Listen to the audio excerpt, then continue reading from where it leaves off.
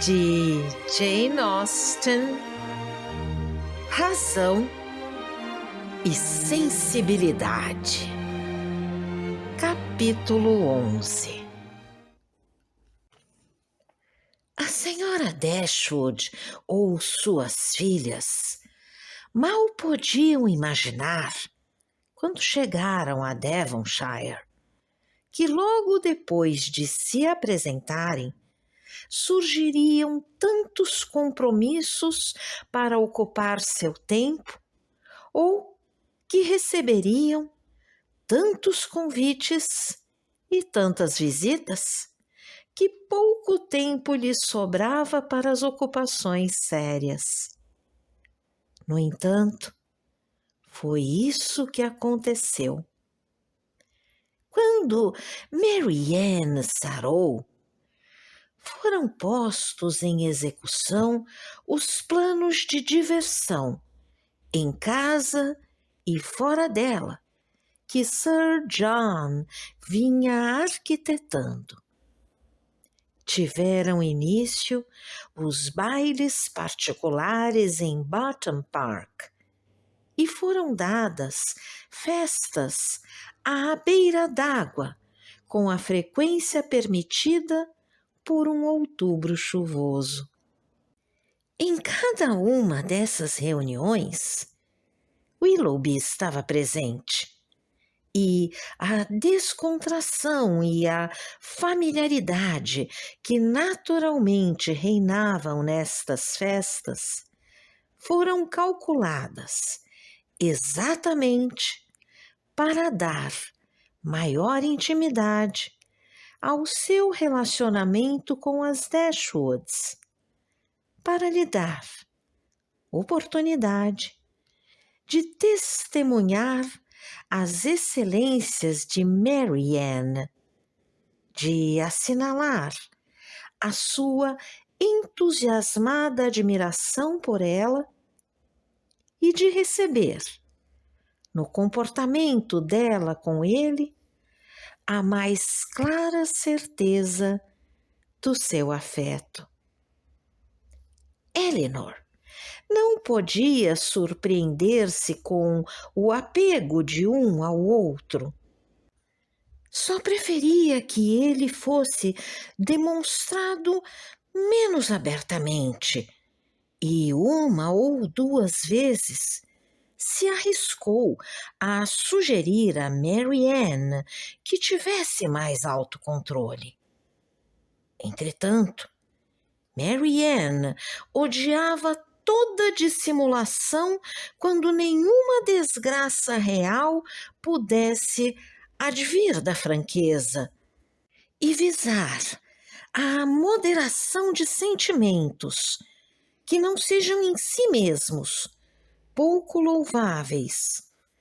Parecia-lhe não só um esforço desnecessário, mas uma vergonhosa sujeição da razão a noções vulgares e absurdas.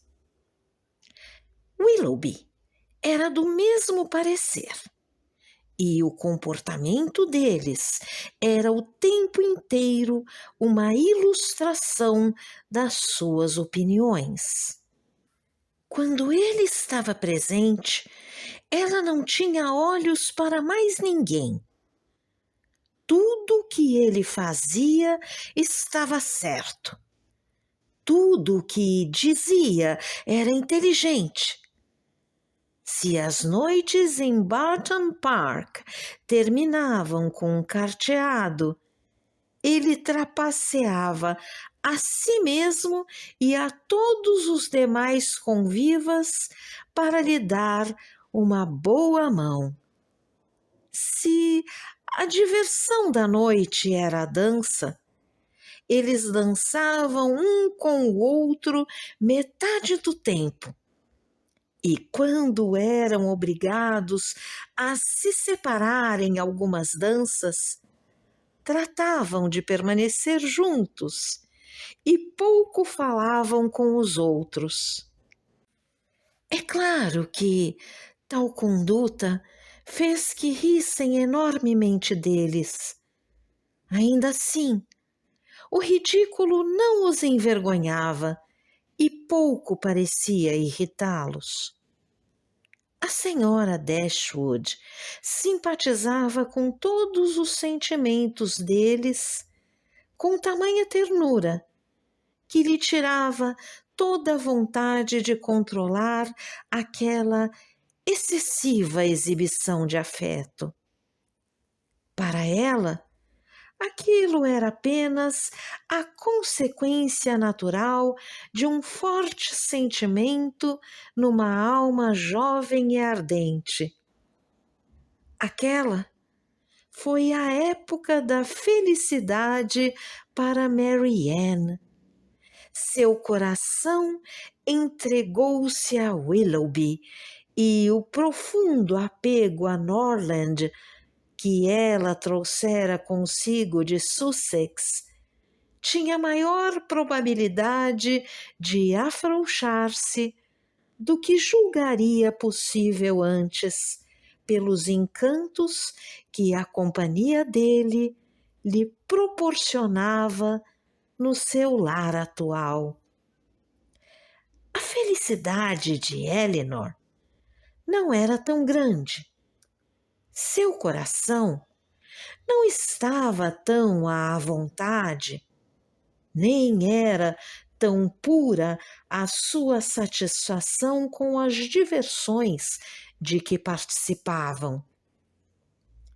Elas não lhe deram um companheiro que estivesse à altura do que ela deixara para trás, nem que pudesse ensiná-la a pensar em Norland com menos saudades.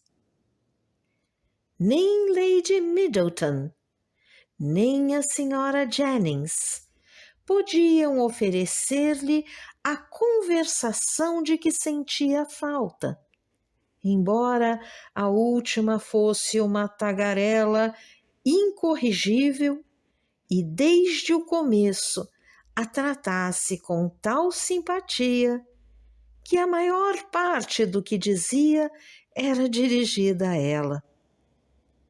Já repetira a sua história 3 ou 4 vezes para Elinor.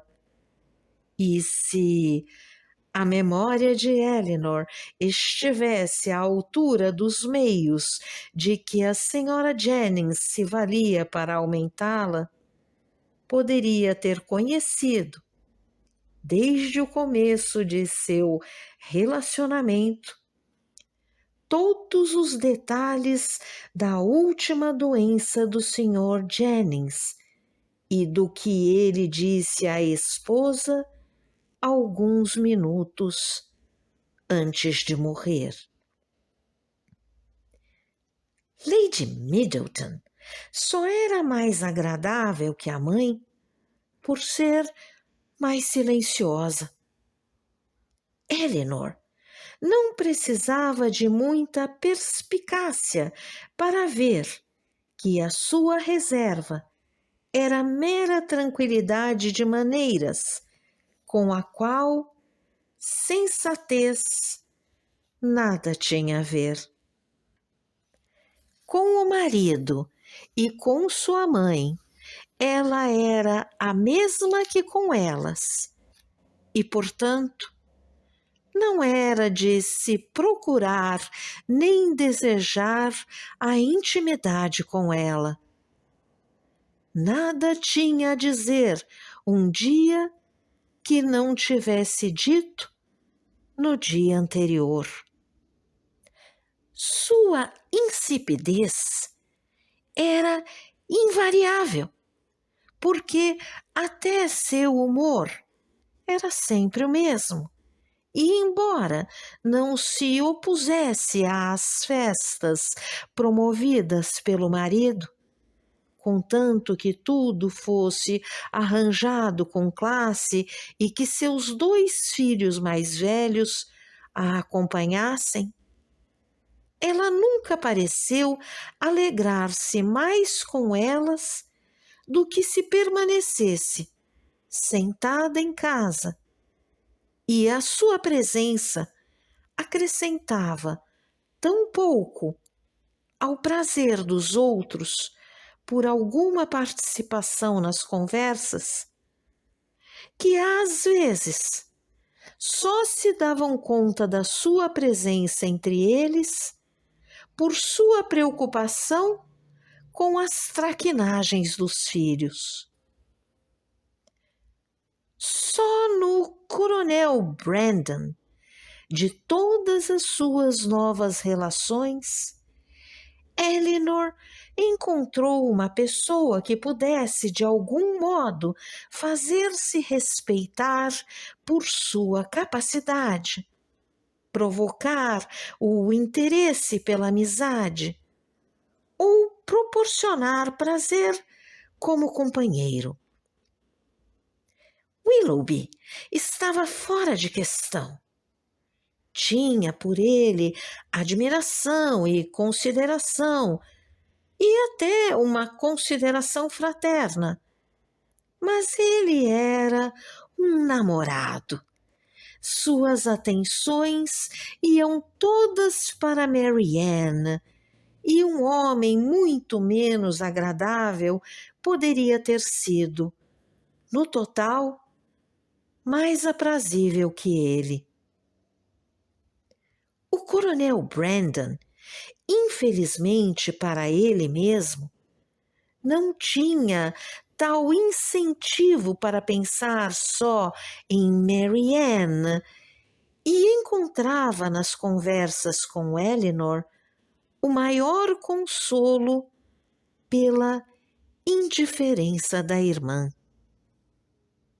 A compaixão que Eleanor sentia por ele aumentou, pois tinha razões para suspeitar que a miséria do amor não correspondido já era conhecida por ele.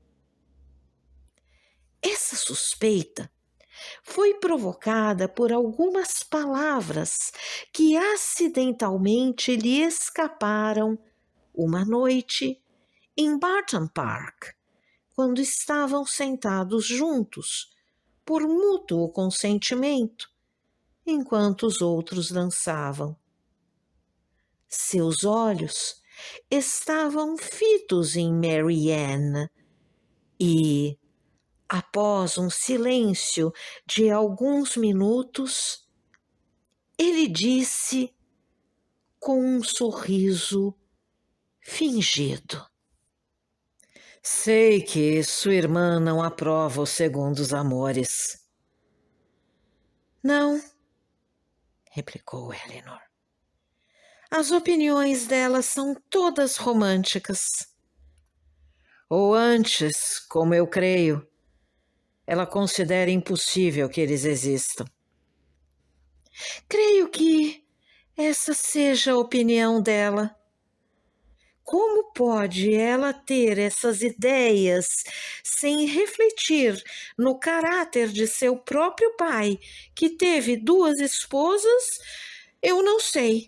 Mas alguns anos, porém, bastarão para fundamentar suas opiniões numa base razoável de senso comum e observação.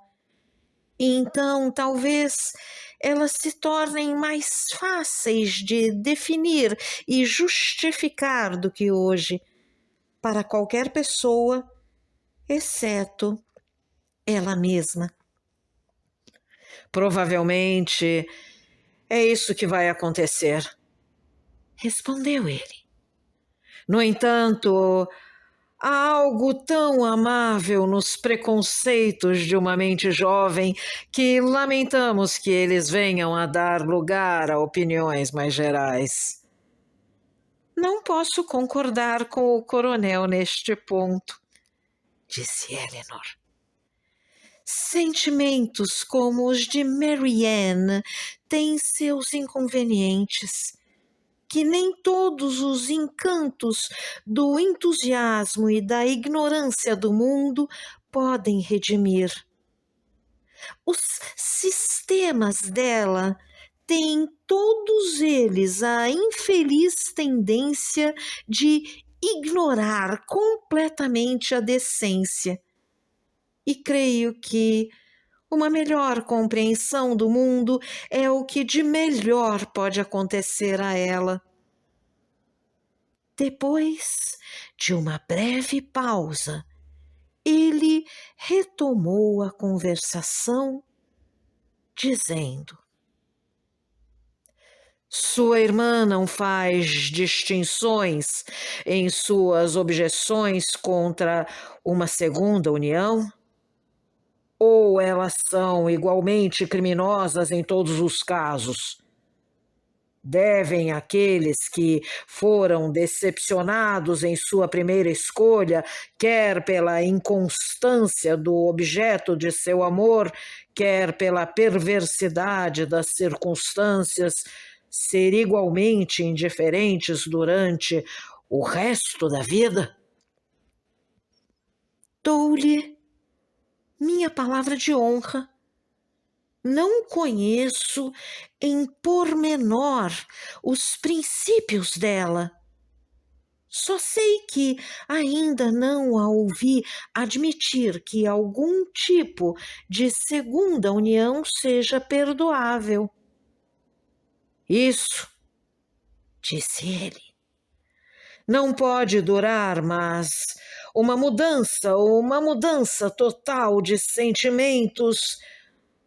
Não desejo isso, porque quando os refinamentos românticos de uma alma jovem são obrigados a ceder, muitas vezes são sucedidos por opiniões que são ao mesmo tempo comuns e perigosas demais. Falo por experiência. Certa vez conheci uma dama com um temperamento e uma cabeça muito parecidos com os de sua irmã, que pensava e julgava igual a ela.